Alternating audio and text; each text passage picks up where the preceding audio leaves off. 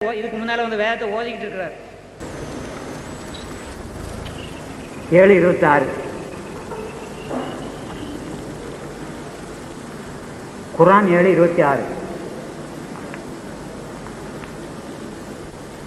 ஆதமுடைய மக்களே, உங்களுடைய மானத்தை மறைக்கக்கூடிய ஆடையையும் அலங்காரத்தையும் நிச்சயமாக நாம் உங்களுக்கு அருள் புரிந்திருக்கின்றோம். நிச்சயமாக ஆண்டவன் நமக்கு மனிதனுக்கு ஒரு ஆடையை அருள் புரிந்திருந்தான். ஆதாமுக்கு அருள் புரிந்திருந்தான் ஒரு ஆடை. ஆடை என்றால் என்ன? அது நூறுக்க வாசிங்கய்யா. ஆதமுடைய மக்களே, உங்களுடைய மானத்தை மறைக்கக்கூடிய ஆடையையும் அலங்காரத்தையும் நிச்சயமாக நாம் உங்களுக்கு அருள் புரிந்திருக்கின்றோம். அதாவது ஆதான் படைக்கப்பட்ட நாளில் மகா உன்னதமான ஒரு இடத்தில் இருந்தான். அவன் தேவ சாயலில் உண்டாக்கப்பட்டான் என்று வேதம் சொல்லுது. தேவ சாயல், அதாவது அந்த ஒரு ஆடை, ஒரு பரிசுத்த ஆடை, அந்த சாயலில் மனித உருவில் அவன் மாம்சத்தோடு இருந்தானோ மாம்சம் இல்லாமல் இருந்தானோ நமக்கு தெரியாது. உன்னதமான ஒரு இடத்தில் படைக்கப்பட்டு இருந்தான். அப்பொழுது அவனுக்கு ஆண்டவன் ஒரு சாயலை கொடுத்தான். தம்முடைய சாயலை அவனுக்கு கொடுத்திருந்தார். சத்தியவேதம் தெளிவாக சொல்லுது. எனினும் பாவங்களை மறைத்துவிடக்கூடிய பயபக்தி என்னும் பரிசுத்த தன்மையின் ஆடைதான். பரிசுத்த தன்மையின் ஆடை. அந்த ஆடை எது? பரிசுத்த தன்மை. ஆத்மாவில் பரிசுத்த தன்மை இருக்கிற வரைக்கும் அந்த பரிசுத்த தன்மை அவனுடைய ஒரு ஆடையாக அவனை மூடிக்கொள்ளும். அது இல்லாம போனா அவன் பரிசுத்தத்தை இழந்து போவான். 27ஆம் வசனம். சைத்தான் உங்கள் பெற்றோரை அவர்கள் இன்பமுடன் வைத்து வந்த சோலையிலிருந்து வெளியேற்றி துன்பத்திற்குள்ளாக்கிய பிரகாரம் உங்களையும் துன்பத்திற்குள்ளாக்கி விட வேண்டாம். அவர்களுடைய மானத்தை அவர்களுக்கு காண்பிக்கும் பொருட்டு அவன் அவர்களுடைய ஆடையை களைந்து விட்டான். அவர்களுக்கு கொடுக்கப்பட்ட அந்த பரிசுத்த ஆடையை, அந்த மேலான இடத்தில் இருக்கப்பட்ட அந்த சாயலை அவன் பறித்து கொண்டான். அப்படித்தான் சொல்லியிருக்காங்க. ஆதாமுக்கு கடவுள் கொடுத்த அந்த பரிசுத்த ஆடையோட ஒரு கடவுளுடைய சாயலோட அந்த பரிசுத்த ஆடையோட அவன் அங்கே இருந்துகிட்டு இருந்தான் மேலான உலகத்துல. சாத்தான் அதை அவனிடத்தில் பறித்து கொண்ட போது அவன் நிர்வாணியாக, ஆடை அற்றவனாக இந்த மாமிச பிண்டத்தோடு இருளின் வாழ்வுக்குள் பூமிக்கு தள்ளப்பட்டான் அப்படின்னு குர்ஆன் சொல்லுது. நான் சொல்லல. வாசனையான ஆதமுடைய மக்களே, சைத்தான் உங்கள் பெற்றோரை அவர்கள் இன்பமுடன் வைத்து வந்த சோலையில் இருந்து வெளியேற்றி துன்பத்திற்குள்ளாக்கிய பிரகாரம் உங்களையும் துன்பத்திற்குள்ளாக்கி விட வேண்டாம். அவர்களுடைய மானத்தை அவர்களுக்கு காண்பிக்கும் பொருட்டு அவன் அவர்களுடைய ஆடையை களைந்து விட்டான். நிச்சயமாக அவனும் அவனுடைய இனத்தாரும் நீங்கள் அவர்களை காண முடியாதவாறு மறைவாக இருந்து கொண்டு உங்களை வழிகெடுக்க சமயம் பார்த்து கொண்டே இருக்கிறார்கள். நீங்கள் முஸ்லீமாக இருந்தாலும், இன்னைக்கு நீங்கள் வேதத்தை அறிந்திருந்தாலும், குர்ஆனை முழுக்க ஏற்றுக்கொண்டிருந்தாலும், கரைத்து குடித்திருந்தாலும், அவன் உங்களுக்கு சந்தர்ப்பம் பார்த்து இன்னமும் முஸ்லீம்களையும் பழையபடி இருளின் வாழ்க்கைக்குள் கொண்டு போறதுக்கு அவன் தயாராக இருந்துகிட்டு இருக்கிறான். இந்த பரிசுத்த நிலையை நீங்கள் காத்து கொண்டிருக்கணும். இந்த பரிசுத்த நிலையை காத்து கொள்வது மனிதனால முடியாத காரியம். அந்த நிலைக்குள்ள வந்துட்டவங்களுக்கு நப்சே காமிலான்னு ஒரு காரியம் சொல்லப்படுது. நப்சே காமிலா இந்த வசனத்தை குறித்து 7:26 வாசிங்கய்யா. இன்னொரு முறை வாசிங்க. இதுதான் வாசிங்களோ? அப்படியானா 56ஆம் அதிகாரம் 7 - 40 வரைக்கும் சொல்லி இருக்குது. ஒரு சில ஒரு வசனம் மட்டும் வாசி நான் நிறுத்திக்கிறேன். 56ஆம் அதிகாரத்தில் 7வது வசனத்திலிருந்து 40வது வசனம் வரைக்கும் சொல்லி இருக்குது இந்த நிலையை குறித்து. அதாவது சாத்தான் பிடுங்கி விடுவான். இப்போ நீங்கள் ஆண்டவனை அறிஞ்சுக்கிட்டீங்க. முஸ்லீம்கள் என்று தங்களை சொல்லிக் கொள்கிற யாராக இருந்தாலும், கிறிஸ்தவன் என்று தன்னை சொல்லிக் கொள்கிற யாராக இருந்தாலும், இந்த வசனத்தின்படியாக தங்களை நடத்தி கொள்ளாவிட்டால், தங்களுடைய கிரியை செய்யாவிட்டால், மீண்டும் சாத்தான் நம்மை பழைய இடத்துக்கு கொண்டு போயிடுவான். செத்து கிடந்தோம் இல்லையா, அந்த இடத்துக்கு கொண்டு போய் எப்போ எந்த தோரத்து வழியா உள்ளே நுழையலாம் என்று அவன் பார்த்து கொண்டிருக்கிறான். 5ஆம் அதிகாரம் 7ஆம் வசனம் வாசிங்கய்யா. 56ஆம் அதிகாரம் 7ஆம் வசனம். அவைகள் ஆகாயத்தில் தூசிகளாக பறந்துவிடும்.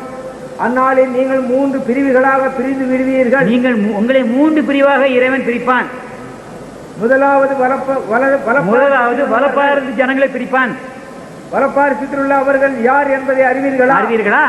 அவர்கள் மிக்க பாக்கியவான்கள். அவர்கள் தான் மிகவும் பாக்கியவான்கள். இறைவன் தன்னுடைய வலது பாரதத்தை பிரிக்கிறவர்கள் பாக்கியவான்கள். இடப்பாரிசத்தில் பிரிக்கிற யாருன்னு உங்களுக்கு தெரியுமா? இடப்பாரிசத்தில் உள்ளவர்கள் இவர்கள் யார் என்பதை அறிவீர்களா? இவர்கள் மிக்க துரதிருஷ்டசாலிகள், ரொம்ப துரதிருஷ்டசாலிகள். இவர்கள் நரகத்திற்கு ஆகிறவர்கள். நம்மள யாரும் அங்கே போக வேண்டாம், நம்மள யாரும் போக வேண்டாம். அன்பானவர்களே, ஆண்டவன் நமக்கு இன்றைக்கு கடைசியாக செய்தியை கொடுக்கிறான். நாளைக்கு நம்ம இருப்போமோ செத்துக்கிடுவோமோ தெரியாது. இருக்கிற வரை தான் நம்ம ராஜா. போயிட்டா போச்சு, வெளியே போன மூச்சு வெளியே உள்ளே வரலாம், திருப்பி அவ்வளோதான் விட்டு. இன்றைக்கே இப்பொழுதே இந்த வசனம் நீங்கள் காணணும். குர்ஆன் இல்லைன்னா வாங்கி கொண்டு படிங்க. இப்பொழுதே இந்த வசனத்தை நீங்கள் ஏற்றுக்கொள்ளணும். இன்னொரு முறை படிங்க அந்த வசனத்தை. வலப்பாரிசத்தில் உள்ள அவர்கள் யார் என்பதை அறிவீர்களா? அவர்கள் மிக்க பாக்கியவான்கள். இரண்டாவது, இடப்பாரிசத்தில் உள்ளவர்கள் இடப்பாரிசத்தில் உள்ள இவர்கள் யார் என்பதை அறிவீர்களா? இவர்கள் மிக்க துரதிருஷ்டசாலிகள். மூன்றாவது, முன் சென்று விட்டவர்கள் இவர்கள் நன்மையான காரியங்களில் மற்ற யாவரையும் விட முன் சென்று விட்டவர்களே. இவர்கள் தாம் தங்கள் இறைவனுக்கு மிக்க நெருங்கியவர்கள், இன்பம் தரும் சுவனபதிகளில் இருப்பவர்கள். குர்ஆன் 2:248. இப்படி ஒரு 40 வசனம் இருக்குது. அந்த நித்திய ஜீவிதத்தை போய் வசிக்கிறவங்களுடைய நிலைமையை பூமியிலேயே அவங்க அனுபவிக்க ஆரம்பிச்சிருவாங்கன்னு சொல்லி அந்த வசனம் அந்த அதிகாரத்தில் 40 வசனங்கள் வரையும் அப்படி தான் சொல்லிக்கிட்டே வருது. அதுக்கு மாறாக மற்றவங்களை சொல்லுது. அந்த அதிகாரத்தை கட்டாமல் படிங்க, அப்போ தான் அது உங்களுக்கு விளங்கும். அவருடைய அரசுரிமைக்கு அறிகுறியாவது உங்கள் இறைவனிடமிருந்து மலக்குகள் சுமந்த வண்ணமாக ஒரு பேழை மெய்யாகவே உங்களிடம் வரும். உங்களிடத்தில் வரப்போகிறது. இப்படியான ஒரு பரிசுத்த நிலைக்குள்ள நீங்கள் வாழ்ந்துகிட்டு இருக்கிற போது உங்கள் மத்தியில் ஒரு இறைவனுடைய வேதத்தை சுமந்து கொண்டு இறைவன் கொடுத்த அந்த பரிசுத்த அக்னியை சுமந்து கொண்டு ஒரு பேழை உங்களிடத்தில் வரப்போகிறது அப்படின்னு எனக்கு சொல்லியிருக்குது. அதாவது இந்த இதற்கு முன்னால், அதாவது காமிலாங்கிற நிலையில் இருக்கிற முகல்மிலாங்கிற நிலையில் இருக்கிற வரைக்கும் பிசாசானவன் நம்மை சோதிக்கிறான். இந்த காமிலாங்கிற நிலைக்கு வரும்போது ஆண்டவன் ஒரு பரிசுத்த ஆடையை நமக்கு தருகிறான். அந்த பரிசுத்த ஆடையை நம்ம எடுத்து ஆண்டவனுடைய உறுப்புப்படி நம்ம எடுத்துக்கொண்டு அவரை பின்பற்றினால் இந்த பிசாசான் நம்ம வர முடியாது, நம்ம மேல் மூடிக்கொள்கிறோம். அந்த பிசாசு நமக்குள்ள அந்த ஆடை வழியாக உள்ளே நுழைய முடியாது. இது முதல் நிலை. இதுக்கு அடுத்த ஒரு நிலை இருக்கு, நப்ஜே இல்ஹாம் அப்படின்னு ஒரு நிலை இருக்கு. இது 7வது நிலை. குர்ஆன் கூறுகிற படித்தளங்களில் 7வது நிலைக்கு பேரு இல்ஹாம் அப்படின்னு பேரு. அந்த நிலையை குறித்து இஸ்லாம் கூறுகிறது. 89:27-30. 89ஆம் அதிகாரம் 27ஆம் வசனத்திலிருந்து 30ஆம் வசனம் வரைக்கும் சொல்லுது. பாசி 27 30 வரைக்கும். அந்நாளில் நல்லடியார்களை நோக்கி, திருப்தி அடைந்த ஆத்மாவே, நீ உன் இறைவன்பால் செல், அவனை கொண்டு நீ திருப்தி அடை. உன்னை பற்றி அவன் திருப்தி அடைந்திருக்கின்றான். நீ என்னுடைய நல்லடியார்களில் சேர்ந்து என்னுடைய சுவனபதிகளை நீ நுழைந்து விடு, என்னுடைய சுவனபதிக்குள் நுழைந்து விடு. அப்படி என்று இந்த பரிசுத்த ஆவியால் அக்கனியின் அந்த சாயலால் அந்த ஆடையால் கோர்த்து கொண்டவர்களை இறைவன் சொல்லுகிறான், என்னுடைய சுவனபதிகள் வந்துவிடு. திருப்தி அடைந்த ஆத்மாவே, மரணத்தில் இருந்து ஒளிவாழ்வுக்கு வந்த திருப்தியை கொண்ட ஆத்மாவே, முஸ்லிமே, கிறிஸ்தவரே, உள்ளே வாருங்கள் அப்படின்னு ஆண்டவர் சொல்றாருங்க. நாம் உயிரோடு வாழ்ற இன்றைக்கே சொல்றாரு, அதை இப்பொழுதே கடைபிடின்னு சொல்றாரு.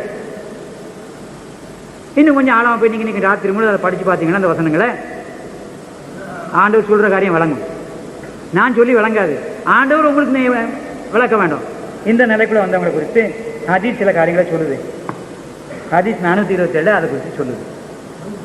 427 முகமது நபி தம்முடைய அடியார்களுக்கு இதை சொல்லிக் கொடுக்குறாரு. அவர் சொல்லிக் கொடுக்கணும்னா அவர் அதை அனுபவிச்சிருக்கணும். நான் இப்போ இதை அனுபவிச்சிருக்கேன்னா உங்களுக்கு சொல்ல முடியாது, இது என்னன்னு எனக்கு தெரியாது. நான் அதை அனுபவிச்சதுனால உங்களுக்கு விளக்கம்படி ஆண்டவனால் ஏவப்பட்டிருக்கிறேன். அந்த கட்டளைக்கு பயந்து கீழ்ப்படிஞ்சு அது ஒரு கடமையாக எடுத்துக்கிட்டு உங்கள் மத்தியில் சொல்ல வந்திருக்கிறேன். வாசிங்க, மார்க் பண்ண. மனம் எத்துணை மேலானதாக இருக்கிறது மனம் என்று கூறி அதனை இறை நம்பிக்கையாளர்களின் ஆன்மாக்களிடம் கொண்டு செல்கின்றனர். அப்பொழுது அவர்கள் உங்களில் ஒருவர் பிரயாணத்திலிருந்து திரும்பிய பொழுது எத்துணை மகிழ்ச்சி வருவாரோ அதை விட அதிகமாக மகிழ்ச்சி வருவர். மேலும் அவர்கள் அந்த ஆன்மாவிடம் இன்னார் என்ன செய்தார், இன்னார் என்ன செய்தார் என்று வினவுவர்.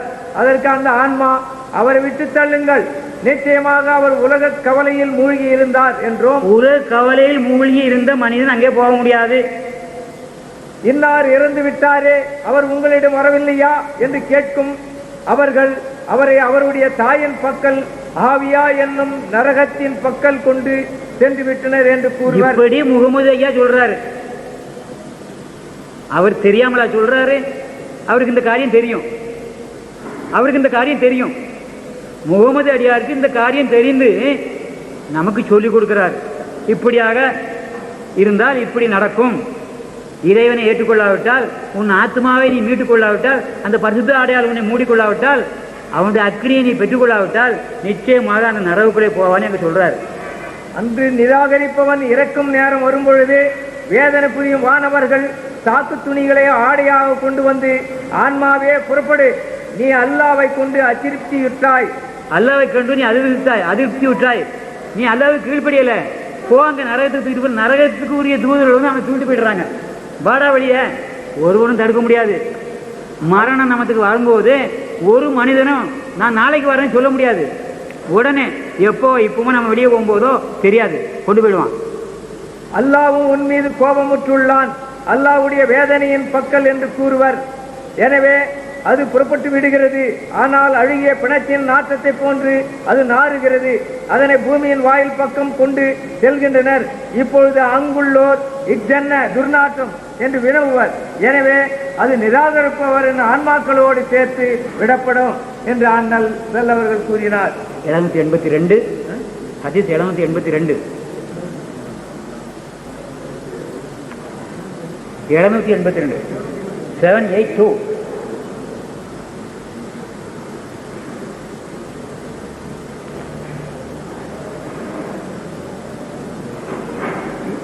ஈசா மரியம் அலை அவர்கள் இறங்குவார்கள். அவர்கள் அப்பொழுது முஸ்லிம்களின் தலைவர் எங்களுக்கு தொட வைத்து கொடுங்கள் என்று அவர்களை அழைப்பார். கடைசி நாளில் இயேசு கிறிஸ்து இந்த பூமிக்கு வரப்போகிறார். கிறிஸ்தவர்களை விட முஸ்லிம்கள் மிக அதிகமாக பற்றும் அன்பும் கொண்டு உண்மையை தெரிந்திருக்கிறார்கள். அதாவது சொல்லுவாங்க, கோயிலில் பூசாரியாக இருக்கவனுக்கு சாமியை பற்றி பயம் கிடையாது. அவன் அங்கேயே காரி தூக்குவான், பின்னால் மூத்திரம் பண்ணுவான். யாருக்கு பக்தி? வெளியே சுற்றி வர்றவன் தண்ணி அடித்து தலையில் தொழிச்சிட்டு வருவான். உள்ளே இருக்கிற ஆசாரி நினைக்குவான், அங்கே தான் துப்புவான், சன்னல் கிடையாது, அங்கே தான் மூத்திரம் பண்ணுவான். நான் என் கண்ணால் பார்த்ததுனால சொல்கிறேன். நான் என் 13 வயசில் கற்கன் போட்டுக்கிட்டு பூநூலும் போட்டு பஞ்சகச்சம் காட்டி உள்ளே பூந்துட்டு திருச்செந்தூரில் இருக்க கோயிலுக்குள்ளே எங்கள் இனத்துக்காரங்க அங்கே போகக்கூடாது, கோயிலுக்குள்ளே போகக்கூடாது. கோயிலை கட்டினவன் எங்கள் குடும்பத்துக்காரன், அந்த கோயிலுக்குள்ளே நாங்கள் போகக்கூடாது. அதனால் இதுக்குள்ளே ஏன் போகக்கூடாங்கிறதுக்காக நான் காதில் நான் வரையும் தோரம் போட்டுருக்கிறேன். தங்க கடுக்கனை போட்டுக்கிட்டு, அந்த நாளில் பிராமணர்கள்லாம் அந்த தங்க கடுக்கன் போடுவாங்க.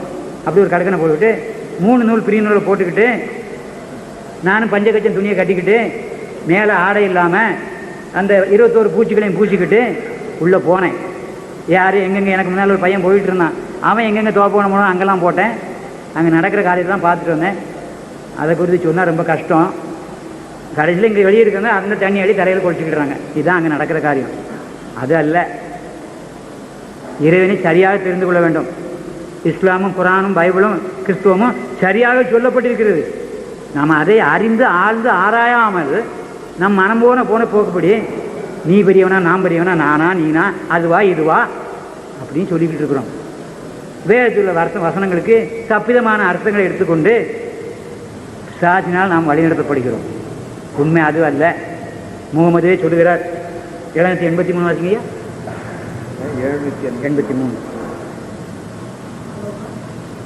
783 ஹதீஸ்.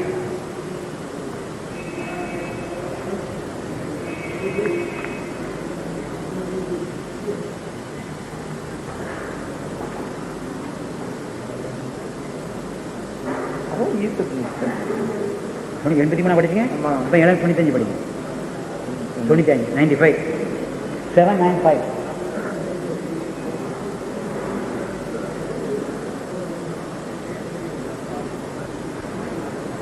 மரியமுடைய மகன் ஈசா அலை அவர்கள் வானத்தில் இருந்து இறங்கி இவர்களுக்கு தொழ வைப்பார்கள். அல்லாவின் விரோதி யாகிய தஜால் ஈசா அலை அவர்களை கண்டதும் அச்சமேலீட்டால் உப்பு தண்ணீரில் உருவது போன்று உருகத் துவங்கி விடுவான். இந்நிலையில் அவனை விற்றிருப்பேன், உண்மையில் உருகி அழிந்திருப்பான். ஆனால் அல்லாஹ் அவனை ஈசா அலை அவர்களின் கையால் வெட்டச் செய்வான். அவனுடைய இரத்தத்தை அவர்கள் தங்களின் சிறு ஈட்டியால் அவர்களை காண்பிப்பார்கள் என்று அண்ணல் நபி ஸல்லல்லாஹு அலைஹி வஸல்லம் கூறினார். முகமது ஐயா அறிஞ்ச இந்த காரியத்தை கிறிஸ்தவங்கள் கூட இன்னும் அறியலை. நான் அப்படித்தான் கிறிஸ்தவங்க மேலே குற்றம் சுமத்துறேன். முகமது ஐயா முஸ்லிம்களுக்கு என்ன சத்தியத்தை சொல்லிக் கொடுத்துக்கிறாரோ ஈசா நபியை குறித்து இந்த அளவு கிறிஸ்தவ பாதிரிமார் கிறிஸ்தவர்களுக்கு சொல்லிக் கொடுக்கல. இன்னும் நான் சொல்லும்போது சிலர் சண்டைக்கு வர்றாங்க என்கிட்ட. எங்கள் பாதிரிமாரே என்கிட்ட சண்டைக்கு வர்றாங்க இருக்கிறாங்க. நான் முஸ்லீம் சொல்லிட்டா அவங்களுக்கு சண்டை கோவப்படுறாங்க. குர்ஆனை படிக்கிறா நீ அந்த பக்கம் போயிடுன்னு நினைக்கிறியா? எங்களை ஒருத்தர் அப்படியே பூந்தமல்ல இருக்கிறாரு. அவர் முஸ்லீமாக மாறி போயிட்டாரா? முஸ்லீம்னா நான் நல்ல கிறிஸ்தவர்னு அர்த்தம். சரியான கிறிஸ்தவன் பெந்தை கோத்த கிறிஸ்தவனுக்கு பேர் என்னது? முஸ்லீம். முஸ்லீம்னா பெந்தை கோத்த கிறிஸ்தவனே அர்த்தம். எனக்கு டைம் முடிஞ்சு போச்சு நியாயமா. அதனால் நான் இதோட முடிக்க நினைக்கிறேன். ஒரே ஒரு வசனத்தை மட்டும் சொல்கிறேன். நான் இது சமயம் வரையிலும் குர்ஆனில் இருந்தோ எந்த வசனத்தை சொல்லியிருந்தாலும் அதில் உங்களுக்கு ஏதேனும் சந்தேகம் இருந்தால் குர்ஆன் 10:94 படி 10:94 குர்ஆன் 10:94 படி படித்துக் கொள்ளுங்கள். குர்ஆன் 10:94 என்ன சொல்கிறதோ அதை கடைபிடிங்கள். நான் சொல்லுவதில் ஏதோனும் தவறுகள், என் சொன்ன வியாக்கியானத்தில் ஏதாவது தவறு இருந்தால் படித்து பார்த்துவிட்டு உங்களுக்கு சந்தேகம் ஏற்பட்டால் குர்ஆன் 10:94 கீழ்ப்படியுங்கள். அல்லாஹ் கொடுத்த வேதம் அது, ஆண்டவன் கொடுத்த கட்டளை அது, முகமது அடியாரால் வெளிப்படுத்தப்பட்ட காரியம். படிங்க ஐயா. நபியே, நாம் உமக்கு அருள் செய்திருக்கும் இதில் சிறிதும் சந்தேகம் கொள்ளாதீர். நீர் சந்தேகித்தால் உமக்கு முன்னர் அருளப்பெற்ற வேதங்களை ஓதுவோரிடம் நீர் கேட்டுப்பாரும். நிச்சயமாக இறைவனிடமிருந்தே உண்மையான இவ்வேதம் உம்மிடம் வந்தது. ஆதலால் சந்தேகப்படுவோரில் நீரும் ஒருவராக ஆகிவிட வேண்டாம்.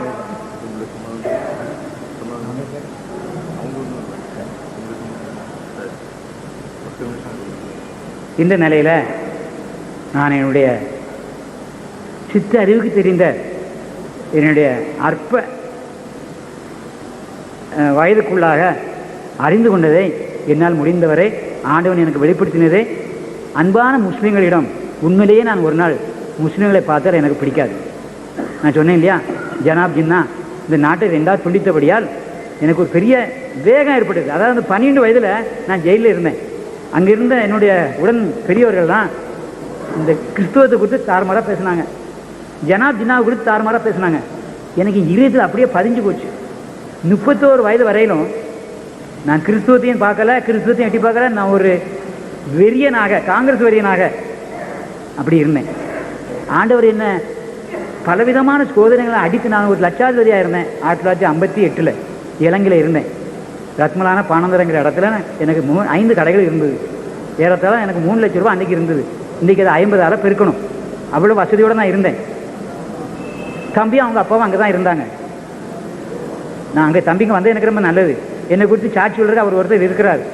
அதனால் நான் அக்கிரமக்காரனாக வாழ்ந்துட்டு இருந்த நாளையில் ஆண்டவர் என்னை சர்வ சங்காரம் பண்ணி என் மனைவி ஒரு பைசா தங்கம் கூட எங்கள் வீட்டில் இல்லாமல் அத்தனையும் அடை வச்சுட்டேன்.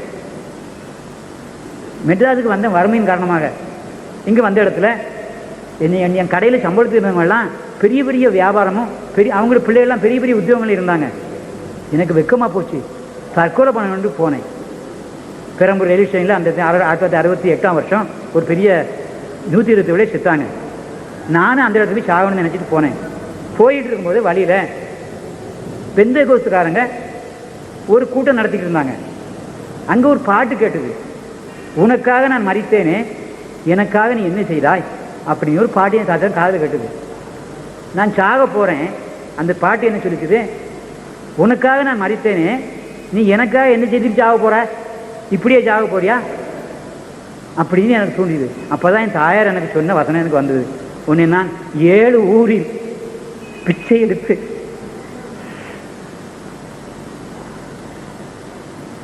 உன்னை பெற்று வளர்த்தேன். ஆண்டவனுக்கு நான் செய்த பொறுத்து நீ செய்ய மாட்டாயா அப்படின்னு கேட்டாங்க. அது என் ஞாபகத்தில் இருந்தது. அதையெல்லாம் அலட்சியம் பண்ணேன். 31 வருஷம் ஆண்டவனை விட்டு நான் தூரமாக போயிட்டேன். அந்த ஒரு பாட்டு சத்தம் அவர்கள் பேசிக்கொண்ட இடத்திற்கு போனேன். என்ன அறியாமல் நான் போகலை, என் கால்கள் போனது. அங்கே போன போது நீ எங்கே போகிறாய் நான் சொல்லிக்கிட்டேன். நான் பெரம்பூர் ரயில்வே ஸ்டேஷன் போய் சாக போகிறேன் அப்படின்னு சொன்னேன். திரும்பி அந்த சத்தம் எனக்கு கேட்டுது. எங்கே போகிறான்னு சொன்னான். எனக்கு 6 பிள்ளைகள் இருந்தாங்க. மூத்த பிள்ளை SLC பரீட்சை எழுதியிருந்தான். இந்த என்னுடைய கடையில் சம்பளத்துக்கு இருந்தவங்க, நான் சும்மா பணம் கொடுத்து சரக்கு கொடுத்து விற்றுட்டு வந்து சாப்பிட சொன்னவங்கள, இந்தியாவிலிருந்து வந்த ஒரு மனிதனை ஒரு சிங்களவன் தொழுவானா இருந்தால் அந்த சிங்களவன் நான் உயிரோடு விட மாட்டேன். எனக்கு சில விளையாட்டு தெரியும். ஒரே அடியில் கையை காலை உடச்சிடுவேன், இல்லைன்னா வருமாடி அடிப்பேன். அவன் அந்த இடத்துல உருந்து கிடப்பான். அப்படியாப்பட்ட ஒரு மோசமானவனாக இருந்துகிட்டு இருந்தேன். இந்தியர் மீது ஒருவன் தொடக்கூடாதுன்னு எனக்கு ஒரு வைராக்கியம் இருந்தது. அப்படியா செய்துக்கிட்டு இருந்தேன். இந்த இடத்துல வந்தபோது என்னால் ஒன்றும் செய்ய முடியல.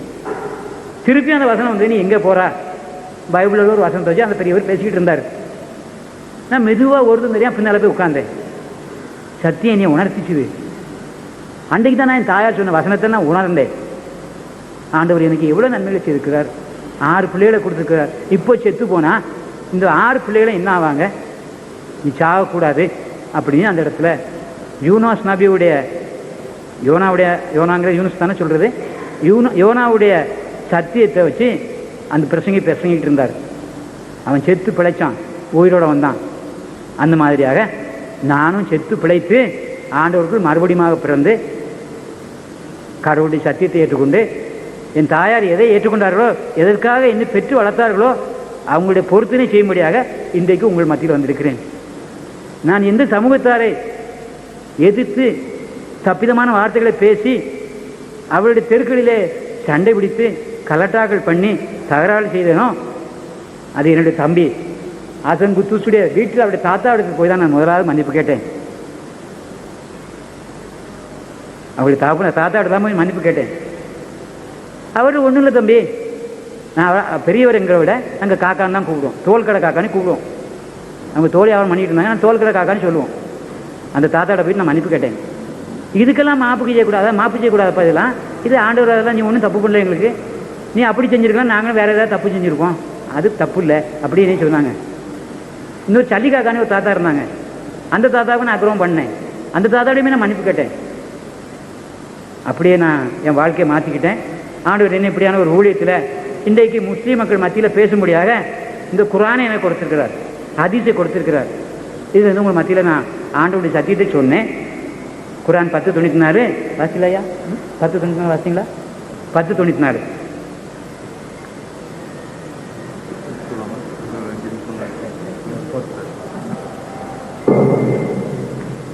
இந்த வசனத்தோடு நான் முடிச்சிடுறேன்.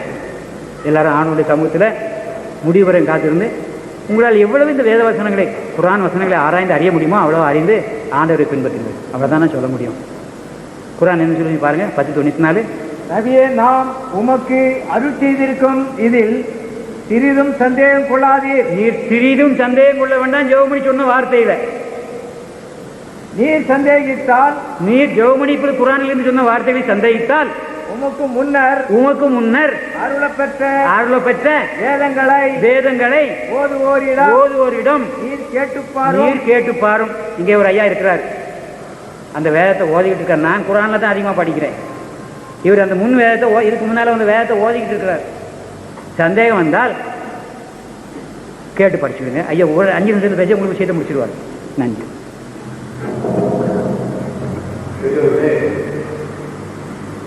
நித்திய ஜீவனை அடைகின்ற நிறைவேறியிருக்கு. நாம் குறிப்பிட்ட நேரத்தில் இன்னொரு 5 நிமிடங்கள் எஞ்சியிருக்கின்றன. ஐயா ஜெபமணி அவர்களுடன் கூட வந்த ஐயா ஒருவர் உங்களிடையே அந்த நித்திய ஜீவனை பற்றி எடுத்து ஞாபகிக்கிறார். இது நாம் ஒப்புக்கொண்ட, அதாவது இந்த கருத்தரங்கத்தின் தரத்தின்படி இது ஏற்றுக்கொள்ள இயலாவிட்டாலும் ஏதோ ஐயா வேலூர் அவர்கள் இதனை ஆமோதித்திருக்கிறார். இருந்தாலும் அவருடைய பேச்சையும் கேட்கலாம் என்று நினைக்கின்ற பொழுது சில கருத்தின் அடிப்படையிலே எழுத்துப்பூர்வமாக எழுதி வாங்கிக் கொண்டு இந்த அறையிலே ஒரு 5 நிமிடம் அதை பேச அழைக்கின்றேன். அமைதியாக இருந்து அவருடைய உரையை கேட்டுக்கொள்ளுமாறு உங்களுடைய தாழ்மையுடன் கேட்டுக்கொள்கிறேன்.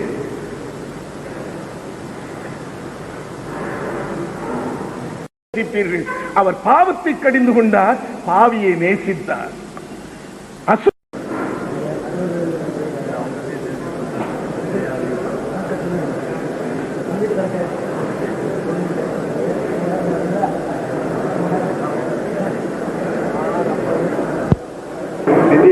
ஜீவனை காட்டுகின்ற பாதையில் இறுதிக்கட்டமாக ஐயா ஜெயந்துல் அவர்கள் உரை நிகழ்த்தியிருக்கிறார்கள். தற்போது சரியாக 7:28 ஐயா ஜெயந்துல் அவர்களை உரை நிகழ்த்துமாறு அழைக்கிறேன். அஸ்ஸலாமு அலைக்கும்.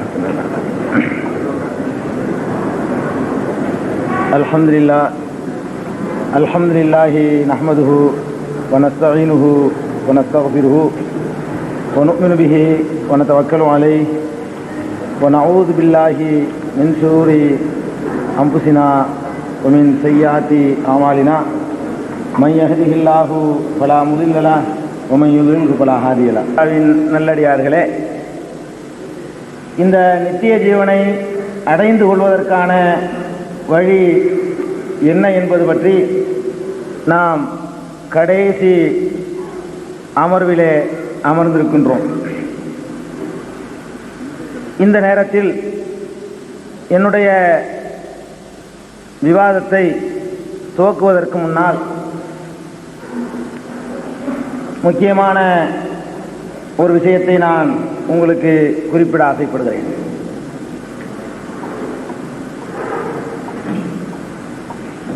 அதாவது, இன்று நாம் இந்த விவாத ஒப்பந்தத்திலே 2 பேர் தான் பேச வேண்டும் என்று மரியாதைக்குரிய ஜெவமணி அவர்கள் கேட்டுக்கொண்டதற்கு நாங்கள் குறிப்பிட்டோம். ஆனாலும் கூட நம்மை பொறுத்தவரை இந்த விதிமுறையை கடைசி வரைக்கும் நாம் கடைபிடிப்போம். ஆனால் ஐயா ஜெவமணி அவர்கள் விரும்பினால் அந்த பெரியவர் குறிப்பிட்டது போல யார் வேண்டுமானாலும் அவர்கள் தரப்பிலே வந்து கலந்து கொள்வதிலே எங்களுக்கு ஆட்சேபனை இல்லை. ஆனால் அவர்கள் விரும்பினார்.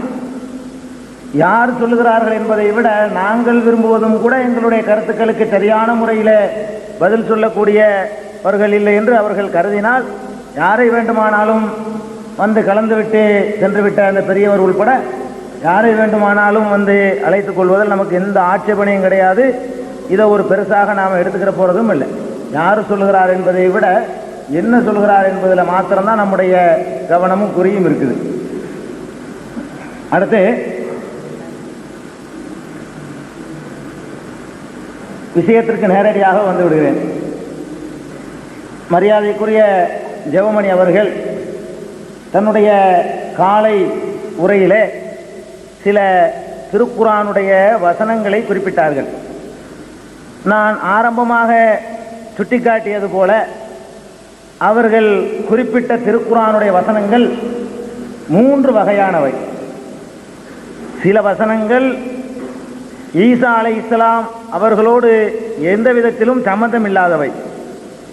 வேறு சில வசனங்கள் ஈசா அலைஹிஸ்ஸலாம் அவர்களை பற்றி குறிப்பிட்டாலும் கூட அது இந்த வாதத்தோடு எந்த விதத்திலும் சம்பந்தப்படாத வசனங்கள். இன்னொரு சில வசனங்கள் அது ஈசா அலைஹிஸ்ஸலாத்தையும் குறிப்பிடவில்லை, இந்த வாதத்துடனும் எந்த விதமான தொடர்பும் வைத்திருக்கவில்லை.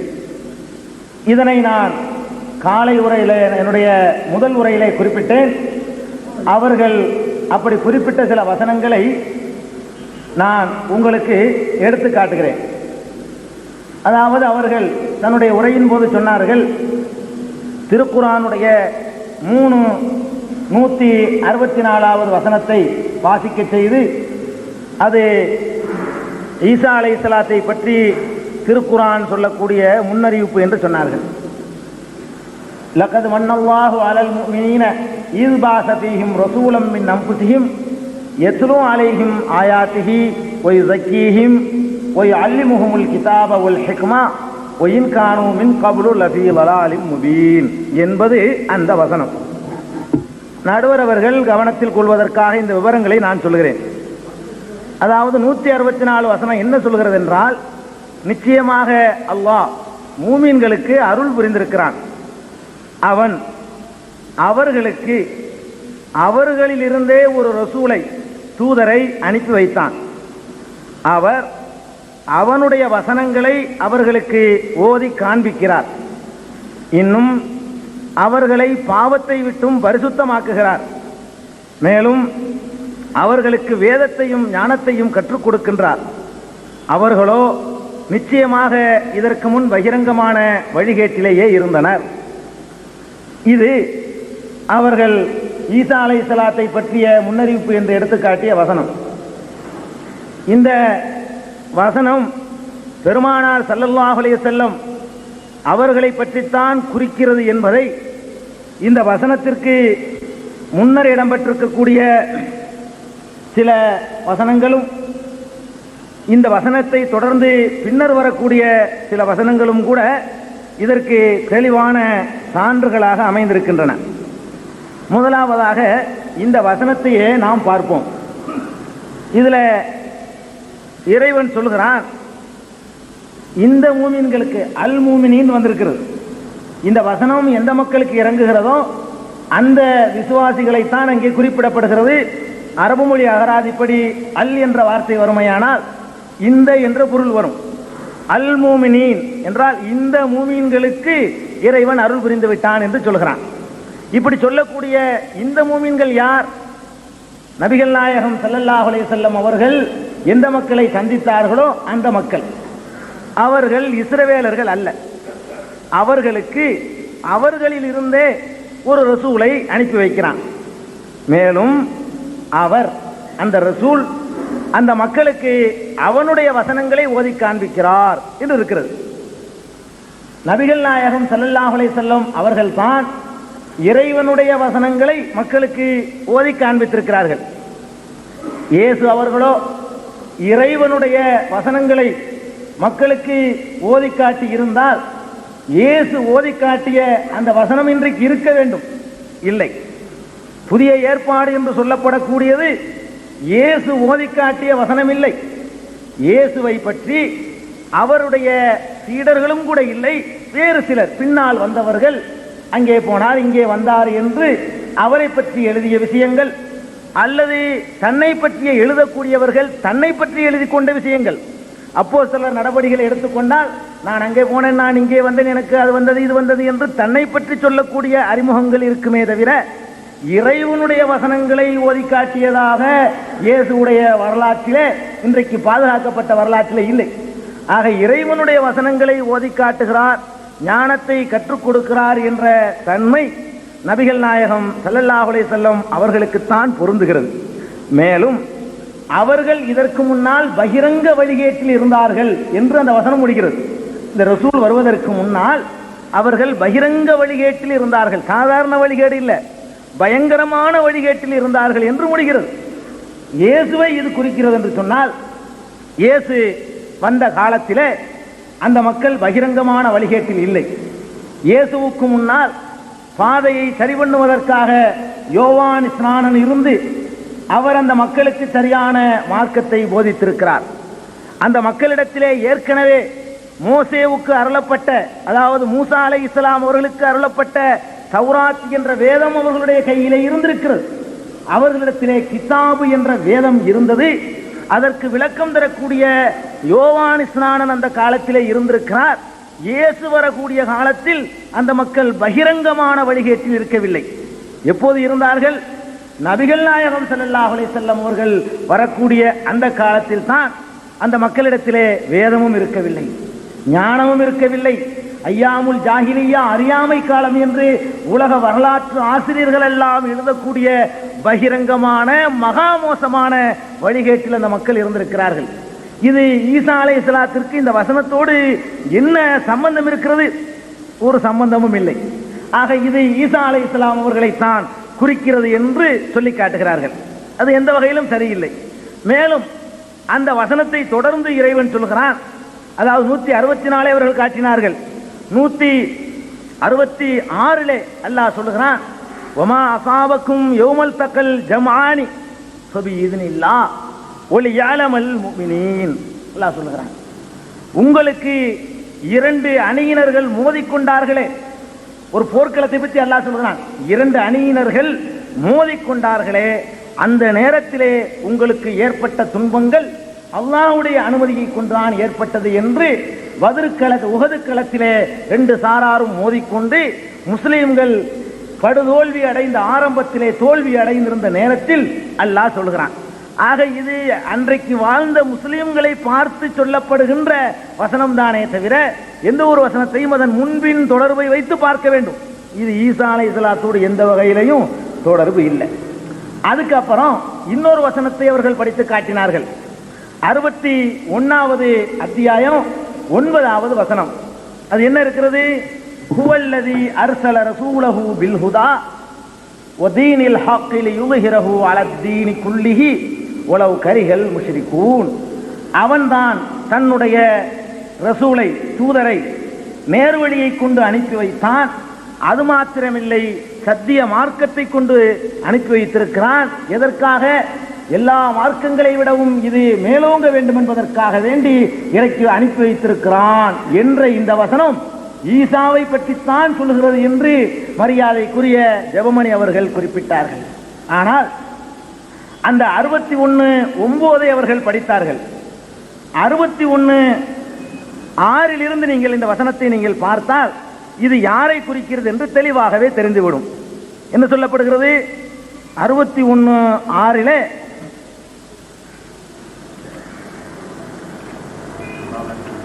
இதுல இருந்து படிச்சிருவோம். அதுல பாருங்க, 6 வருது. நான் தமிழ்லே படிச்சிடுறேன்.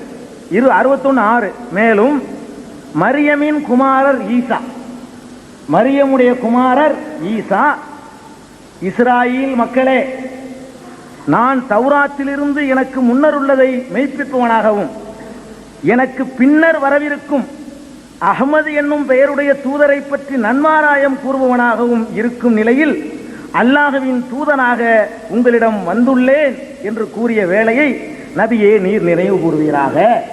எப்படி வருது? ஈசா சொல்றாங்க, பனி இஸ்ராயல்கிட்ட சொன்னதை இறைவன் சொல்லி காட்டுறான். பனி இஸ்ராயல்களே, எனக்கு முன்னால் தௌராத்து வந்து விட்டது, அதை நான் உண்மைப்படுத்துகிறேன். எனக்கு பின்னாடி ஒரு ஆள் வரப்போறாரு, அவருடைய பெயர் அகமது. அகமதுண்டே இருந்தது, பர்னபாசுடைய சுவிசேஷத்துல எல்லாம் இருந்தது, ஆனாலும் அது மறைக்கப்பட்டு விட்டது. தீர்க்கதரிசிகள் என்ற தலைப்பில் பேசும்பொழுது நான் அதனை தெளிவுபடுத்துவேன். இந்த தலைப்புக்கு அப்பாற்பட்டது. எனக்கு பின்னர் வரவிருக்கின்ற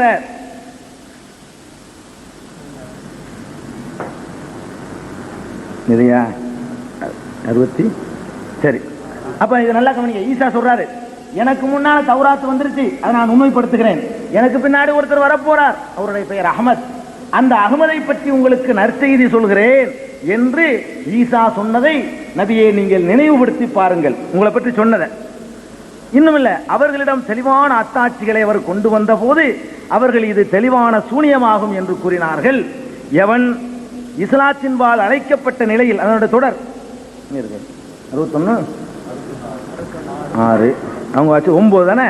சரி, இந்த தொடர்ல வருது, யார் எவன் இஸ்லாத்தின்பால் அழைக்கப்பட்ட நிலையில் அல்லாஹ்வின் மீது பொய்யை இட்டு கட்டுகிறானோ அவனை விட அநியாயக்காரன் யார்? அன்றியும் அநியாயக்கார சமூகத்தாரை அல்லாஹ் நேர்வழியில் செலுத்த மாட்டான்.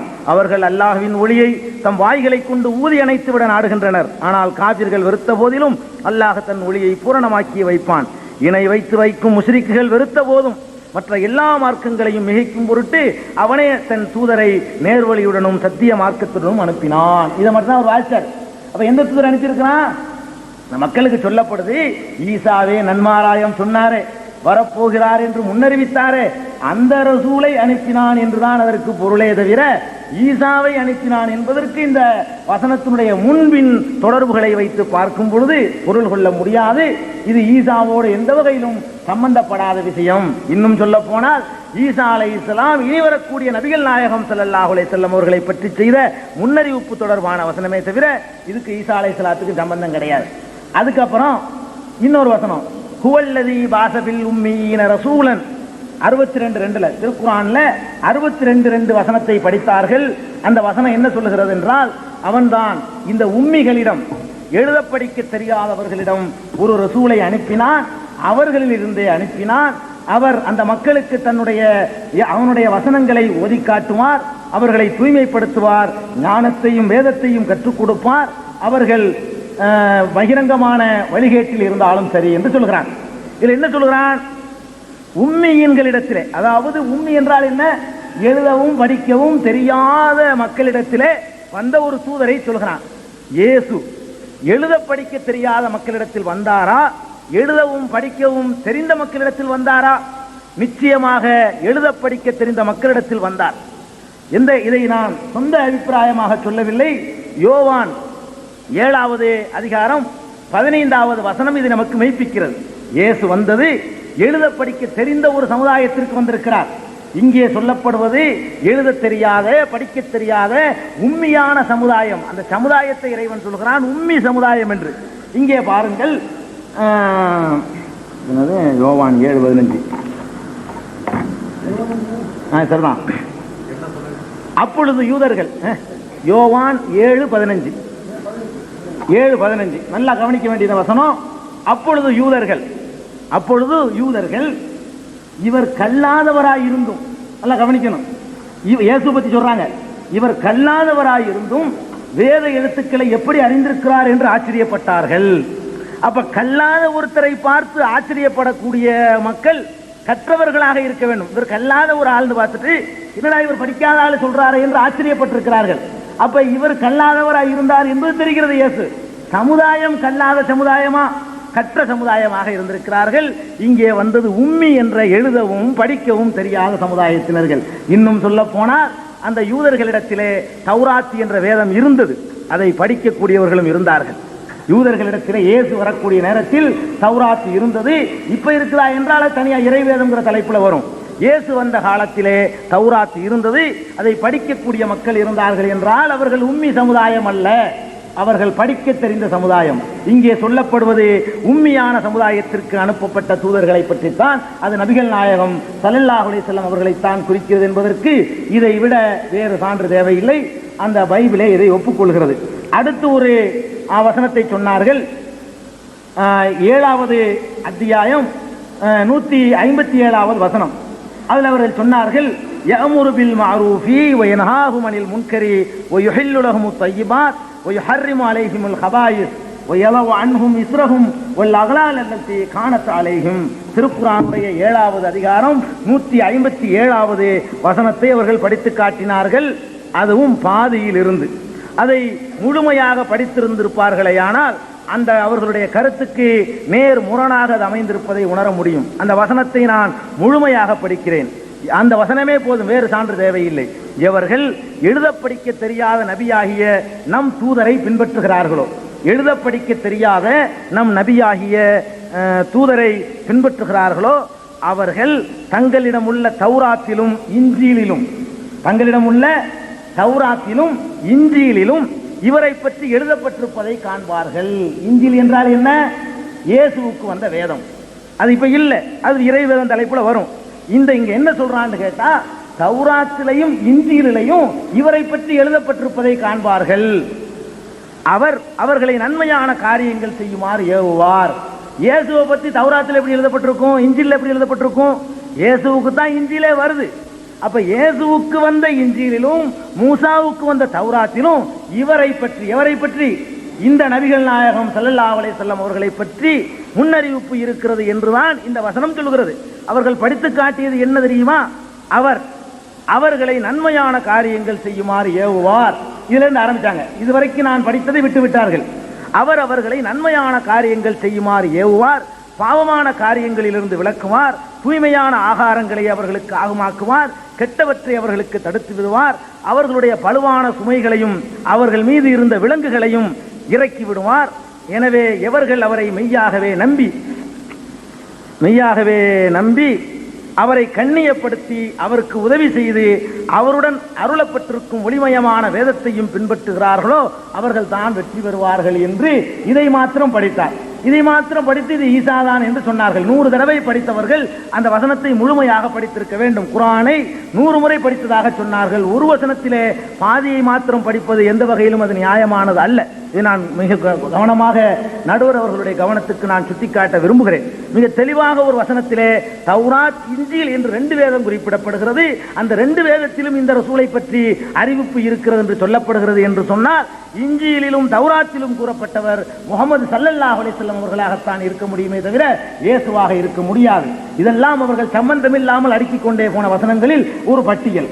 இன்னொரு வசனத்தை சொன்னார்கள். அதாவது 46வது அத்தியாயத்தில் 28வது வசனத்தை சொன்னார்கள். காலு யா கௌமனா இன்னா சமேனா கிதாபன் உன்சில மின் பஅதி மூஸா முஸத்திகன் லிமா பைன யதைஹி யஹ்தி இலல் ஹக்கி வ இலா ஸிராத்தின் முஸ்தகீம். 46:28 இருக்கு இல்லைங்க, 46:28 இருக்கிறீங்க. 46:30 வசனத்தை படித்தார்கள். என்ன சொல்கிறது? ஜின்கள் கூறினார்கள், எங்களுடைய சமூகத்தார்களே, நிச்சயமாக நாங்கள் ஒரு வேதத்தை செவிமடுத்தோம். அது மூசாவுக்கு பின்னர் இறக்கப்பட்டிருக்கின்றது. அது தனக்கு முன்னுள்ள வேதங்களை உண்மைப்படுத்துகிறது. அது உண்மையின் பக்கமும் நேரான மார்க்கத்தின் பாலும் யாவருக்கும் வழிகாட்டுகிறது என்று சொல்வது அது இயேசுவுடைய வழியை தான் என்று அவர்கள் சொன்னார்கள். ஆனால் இந்த வசனத்துடைய முன்னால் உள்ள வசனம், இது 30வது வசனம், ஏதாவது 46வது அதிகாரத்தில் இது 30வது வசனம். இதே அத்தியாயத்தில் 29வது வசனத்தை நீங்கள் படித்து பார்த்தால் இது நபிகள் நாயகம் ஸல்லல்லாஹு அலைஹி வஸல்லம் அவர்களை குறிப்பிடுவதை நீங்கள் காணலாம். அடுத்தடுத்த வசனங்கள். மேலும் நபியே, அந்த வசனம் 29வது வசனத்தை நான் படிக்கிறேன்.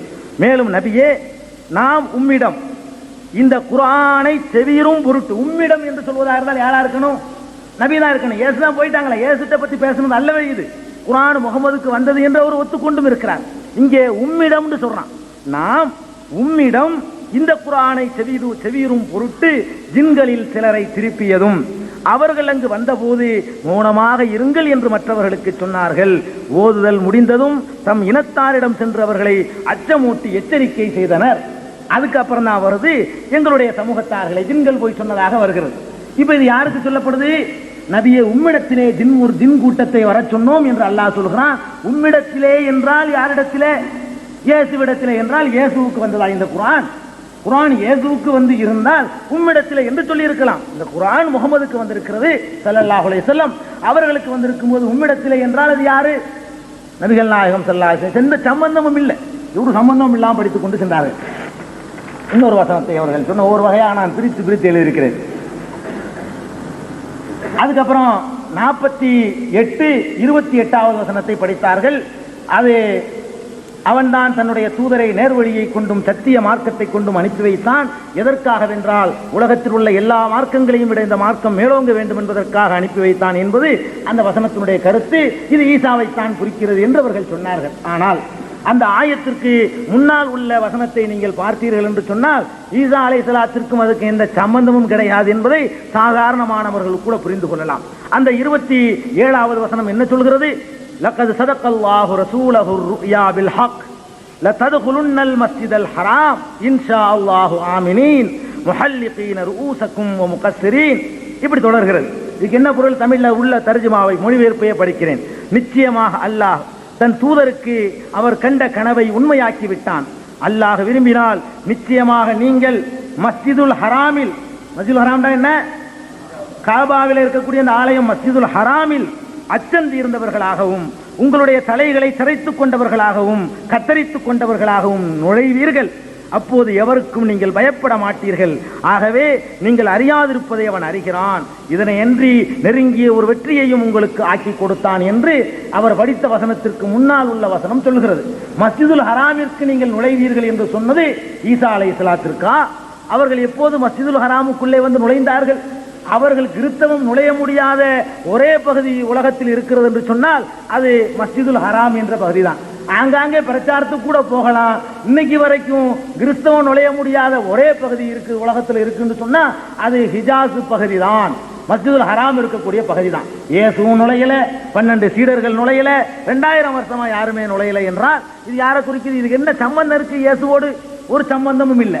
இப்படி சொல்லிட்டு இந்த ரசூலை அவன் தான் நேர்வழியை கொண்டு அனுப்பி வைத்திருக்கிறான்னு சொல்லுது. இது யாரை பத்தி பேசிக்கிட்டு வருதுங்கிறது முன்பின் தொடர்புகளை வைத்து பார்த்தால் தெரியும். இது முன் தொடர்புங்க. பின் தொடர்பை பார்த்தா அந்த ரசூல் யாருன்னு பச்சையா பேரையே சொல்றான், முஹம்மதுர் ரசூலுல்லாஹ். அடுத்த வசனம், வல்லதீன மஅஹு அஷித்தாஉ அலல் குஃபார்.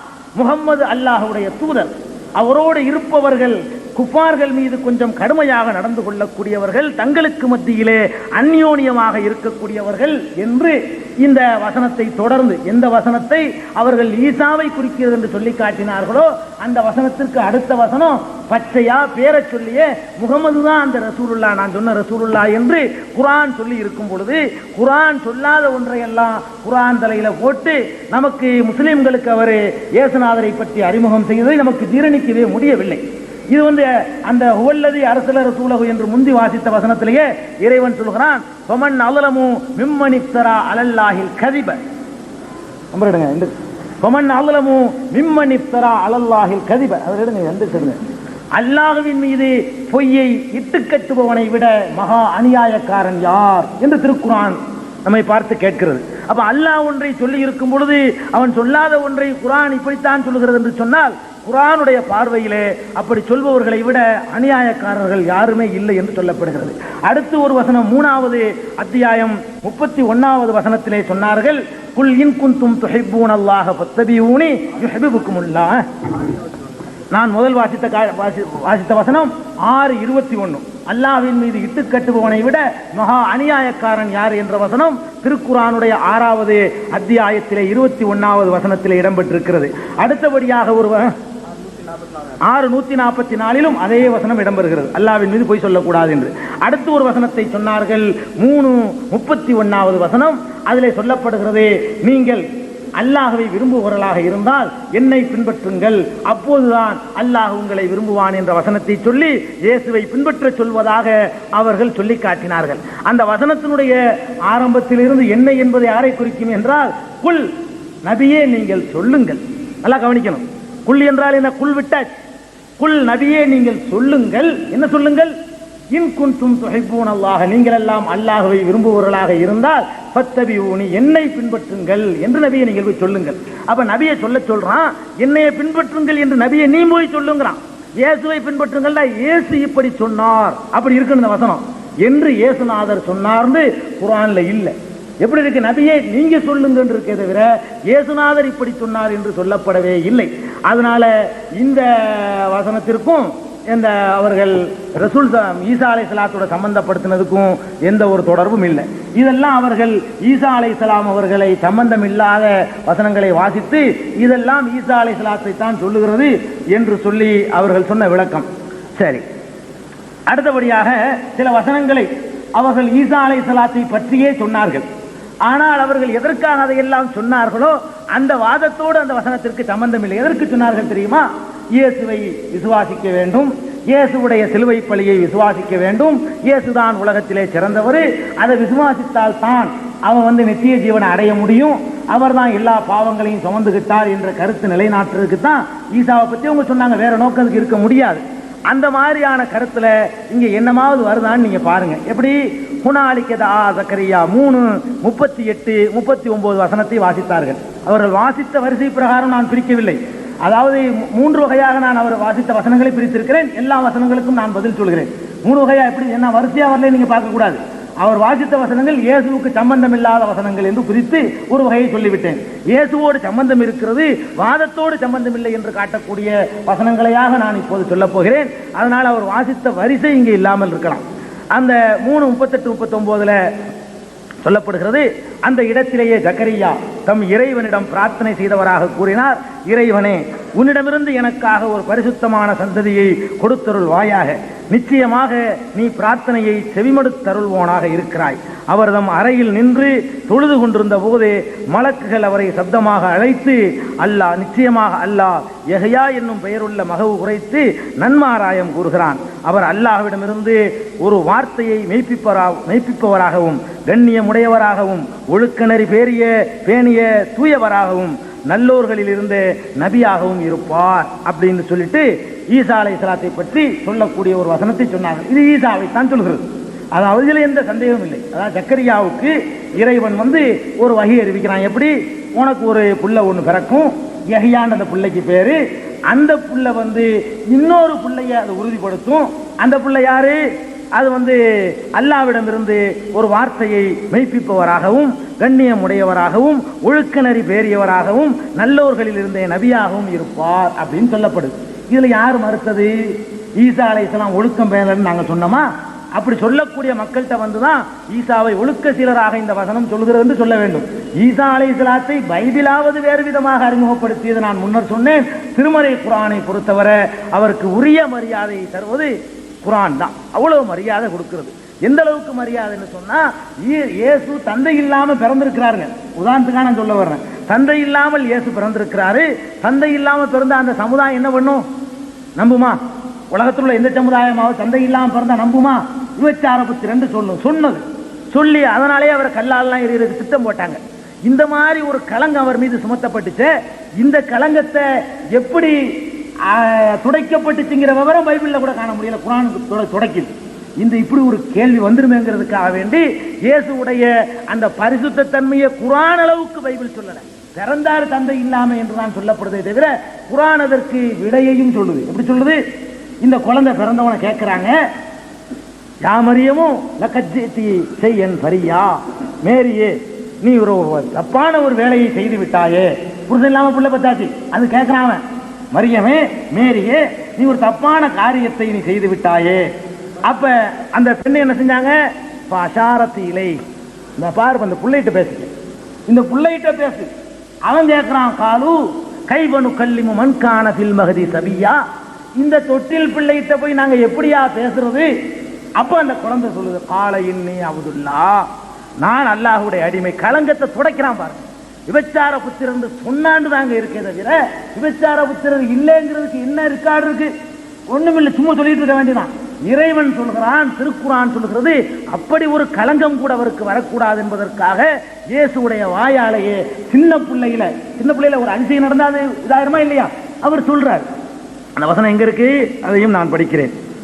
ஹாரூனின் சகோதரியே, உம் தந்தை கெட்ட மனிதராக இருக்கவில்லை, உம் தாயாரும் நடத்தை பிசகையவராக இருக்கையில்லை என்று படித்து கூறினார்கள். 19வது அத்தியாயத்தில் 28, 29, 30 வசனம் வரைக்கும் படிச்சுக்கிறோம் என்று படித்து கூறினார்கள். ஆனால் தம் குழந்தையிடமே கேட்கும்படி அதன்பால் சுட்டி காட்டினார். நாங்கள் தொட்டிலில் இருக்கும் குழந்தையுடன் எப்படி பேசுவோம் என்று கூறினார்கள். அதற்கு நான் அல்லாஹ்வுடைய அடியானாக இருக்கிறேன், அவன் எனக்கு வேதத்தை கொடுத்திருக்கிறான், இன்னும் என்னை நபியாக ஆக்கியிருக்கிறான் என்று சிறு விராயத்திலே அவரை பேச செய்து அந்த பெண்மணிக்கு ஏற்பட்ட களங்கத்தை கூட துடைத்து எறிந்தது குர்ஆன். யார் அவரை மோசமான ஆள் சொன்னது? இந்த வசனத்தில் ஒரு நல்ல ஆள் விளங்குது. யார் இல்லைன்றது? நல்ல ஆள் தான். ஈசா அலைஹிஸ்ஸலாத்தை பைபிள் அறிமுகப்படுத்துற மாதிரி மதுபான மருந்தியர் என்று நாங்கள் சொல்ல மாட்டோம். விபச்சாரம் செய்திருப்பாரோ என்று சந்தேகப்படும்படியான வசனங்களை நாங்கள் நம்ப மாட்டோம். அவரை நல்லவர், நல்ல ஒழுக்க சிலராக வாழ்ந்தவர் என்றுதான் நாங்கள் நம்புகிறோம்.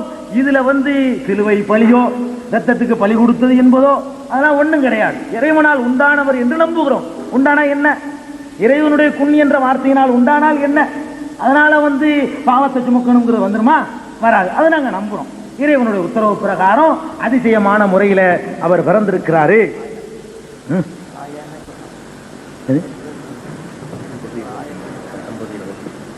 நிச்சயமாக நான் உம்முடைய ரப்பின் தூதன், பரிசுத்தமான புதல்வர் உமக்கு அளிக்கப்படுவார் எனும் நற்செய்தியை தெரிவிக்க வந்துள்ளேன் என்று கூறினார்.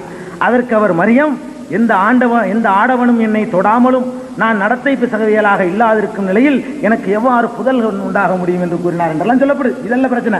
அந்த களங்கத்தை இன்னொரு அதிசயத்தை கொண்டு துடைத்து எறிந்ததாக குர்ஆன் இயேசுவை பற்றி நல்சான்று தான் தருகிறது. அதை நாங்கள் மறுக்கல. இயேசு மோசமானவர் என்று சொல்லல. ஒரு நல்ல அடியார், நபி, சீர்திருத்தவாதி, மக்களுக்காக பாடுபட்டவர். யார் மறுத்தது? அழகா நாங்கள் ஒப்புக்கொள்றோம். இதுல ஒண்ணும் இல்லை. அடுத்து அவர்கள் படித்தது 19 படித்தார்கள். அதான் நாங்கள் படித்தது. உனக்கு ஒரு பரிசுத்தமான குழந்தையை தருவதற்காக நான் ரசூலாக வந்திருக்கிறேன் என்று ஜிப்ரீல் என்ற தூதர் சொன்னார். ஆமா, அது யார் இல்லைன்னு மறுத்தது? எதை சொல்லணும்? நாங்கள் மறுக்கக்கூடிய விஷயம் ஏதாவது இருந்தால் தான் நீங்க சொல்லணும். இதுல யாருக்கும் மறுப்பு ஒன்றும் கிடையாது. ஈசா அலைஹிஸ்ஸலாம் யூதர்கள் வேண்டுமானால் அவரை விபச்சார புத்திரர் என்று சொல்லியிருக்கலாம். இஸ்லாமியர்களை பொறுத்தவரை அந்த யூதர்களையும் அவர்களுக்கு சரியான வாயாப்பு கொடுத்து அவர்களுடைய அவதூறுகளை எல்லாம் அன்றைக்கு தொடர்ச்சி எறிஞ்சது இஸ்லாம் தான். யூதர்களை பல பேரை இஸ்லாத்தின்பால இணைத்து, மதீனாவில் குடியேறிய யூதர்களை எல்லாம் இணைத்து விபச்சார புத்திரர் என்று ஈசாவை நம்பிக்கொண்டிருந்தார்களே, அந்த நம்பிக்கையெல்லாம் துடைத்து எறிந்து ஈசா அலைஹிஸ்ஸலாத்து வஸலாம் என்று சொல்ல செய்தது இஸ்லாம் தான். அப்துல்லாஹ் இப்னு சலாம் போன்றவர்கள், காபுல் அஹ்பார் போன்றவர்கள் எல்லாம் கிறிஸ்தவ யூத பாதிரிகளாக இருந்தும் கூட இயேசுவை விபச்சார புத்திரர் என்று நம்பி இருந்தும் கூட அவர்கள் எல்லாம் இஸ்லாத்தை ஏற்று ஈசா அலைஹிஸ்ஸலாம் என்று சொல்லி இருக்கிறார்கள். இது யாரு ஒன்றும் பிரச்சனை கிடையாது. அது மாதிரி இன்னொரு வசனம் 19:21 படித்து காட்டினார்கள். அதுல என்ன இருக்கிறது? இறைவன் நாடிய அவ்வாறே ஆகும். இது எனக்கும் மிகவும் சுலபமானது. அது எப்படி தந்தை இல்லாம குழந்தை பிறக்கும்ங்கிறது கடவுள் சொல்றார். இது எனக்கு சுலபமானது. அவரை மனிதர்களுக்கு ஒரு அத்தாட்சியாகவும் நம்மிடமிருந்து ஒரு ரஹமத்தாகவும் நாம் அவரை ஆக்குவோம். இது விதிக்கப்பட்ட விஷயமாகும். யார் ஒரு அத்தாட்சி இல்லைன்னு சொன்னது? ஒரு அத்தாட்சி தான். தந்தை இல்லாமல் பிறக்க செய்தது ஒரு பெரிய அத்தாட்சி தான். யாரும் இல்லைன்னு சொன்னது அது ஒரு அத்தாட்சி தான். அது இல்ல, அதெல்லாம் நினைக்கணும். அப்ப அது ஒரு அத்தாட்சி தான். அதுல எந்த சந்தேகமும் கிடையாது. தந்தை இல்லாம பிறந்த பெரிய அத்தாட்சி தான். இதுக்கு மேல பெரிய பெரிய அத்தாட்சிகள்லாம் இருக்கு. ஆதம் அலைஹிஸ்ஸலாம் தாய் தந்தை இல்லாம பிறந்தாங்க. ஹவ்வா பிறந்திருக்கிறாங்க. இன்னும் பல பேர் ஈசா அலைஹிஸ்ஸலாம் மாதிரியே பிறந்திருக்கிறாங்க. அதே கடவுள் கொள்கைங்கிற தலைப்புல இன்ஷா அல்லாஹ் அது விரிவா சொல்லணும். நான் இப்போதைக்கு சொல்லக்கூடிய விஷயத்தை மட்டும் சொல்றேன். இதை யாரும் நாங்க மறுக்கல. இது யாரும் வாதத்துக்குரிய விஷயமும் இல்லை. ஈசா அலைஹிஸ்ஸலாத்தை குறிக்கிறது உண்மைதான். இதுல வாதத்தோடு என்ன சம்பந்தம்? இயேசுவை நபின்னு விசுவாசிக்க சொல்லுது, ஒரு நல்ல மனிதர்னு விசுவாசிக்க சொல்லுது. நாங்க அப்படி விசுவாசிச்சிருக்கிறோம். இயேசு சிலுவை பழி ஏற்றுக்கொண்டு பாவத்தை எல்லாம் சுமந்துக்கிட்டார்னு இது சொல்லவும் இல்லை. அப்படி நாங்கள் விசுவாசிக்க வேண்டிய அவசியம் இல்லை. அப்படி சொல்லக்கூடிய வசனத்தை தான் அவர் காட்டியிருக்க வேண்டும். இயேசு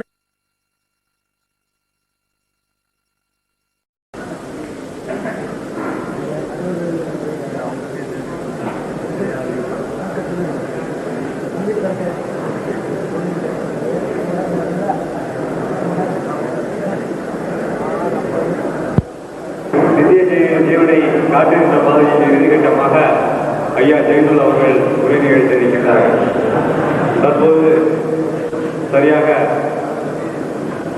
7:28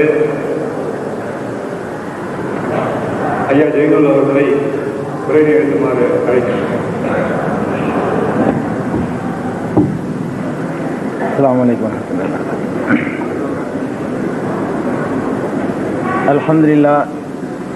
அல்ஹம்துலில்லாஹி நஹ்மதுஹு வ நஸ்தஈனுஹு வ நஸ்தக்ஃபிருஹு வ நு'மினு பிஹி வ நதவக்கலு அலைஹி வ நஊது பில்லாஹி மின் ஷுரூரி அன்ஃபுஸினா வ மின் ஸய்யிஆத்தி அமாலினா மன் யஹ்திஹில்லாஹு ஃபலா முதில்ல லஹு வ மன் யுضلில்ஹு ஃபலா ஹாதிய லஹு. நல்லடியார்களே, இந்த நித்திய ஜீவனை அடைந்து கொள்வதற்கான வழி என்ன என்பது பற்றி நாம் கடைசி அமர்விலே அமர்ந்திருக்கின்றோம்.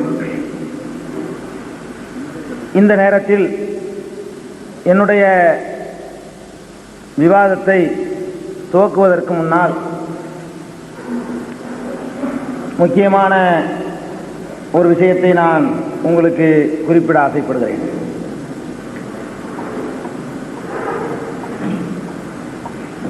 அதாவது, இன்று நாம் இந்த விவாத ஒப்பந்தத்திலே 2 பேர் தான் பேச வேண்டும் என்று மரியாதைக்குரிய ஜெவமணி அவர்கள் கேட்டுக்கொண்டதற்கு நாங்கள் குறிப்பிட்டோம். ஆனாலும் கூட நம்மை பொறுத்தவரை இந்த விதிமுறையை கடைசி வரைக்கும் நாம் கடைபிடிப்போம். ஆனால் ஐயா ஜெவமணி அவர்கள் விரும்பினால் அந்த பெரியவர் குறிப்பிட்டது போல யார் வேண்டுமானாலும் அவர்கள் தரப்பிலே வந்து கலந்து கொள்வதிலே எங்களுக்கு ஆட்சேபனை இல்லை. ஆனால் அவர்கள் விரும்பினார்.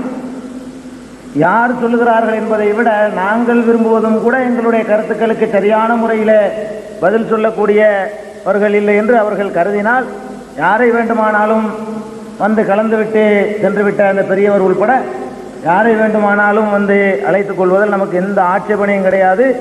இதை ஒரு பெருசாக நாம் எடுத்துக்கிற போகிறதும் இல்லை. யார் சொல்லுகிறார் என்பதை விட என்ன சொல்லுகிறார் என்பதில் மாத்திரம்தான் நம்முடைய கவனமும் குறியும் இருக்குது. அடுத்து விஷயத்திற்கு நேரடியாக வந்து விடுகிறேன்.